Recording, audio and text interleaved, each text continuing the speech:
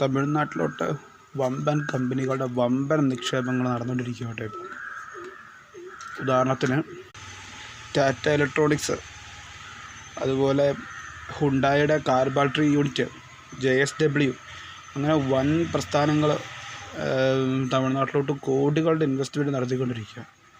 നമ്മുടെ നാട്ടിൽ പിന്നെ ഉള്ളത് എന്നാന്ന് വെച്ചിട്ടുണ്ടെങ്കിൽ, ഇവിടെ മറ്റേ കൈവെട്ടി കേസിലെ പ്രതി 13 കൊല്ലമായിട്ട് നമ്മുടെ നാട്ടിൽ ഇരിപ്പില്ലായിരുന്നു. അങ്ങനെയുള്ള കാര്യങ്ങളൊക്കെ നമ്മുടെ നാട്ടിൽ നടക്കുന്നുണ്ട് കേട്ടോ.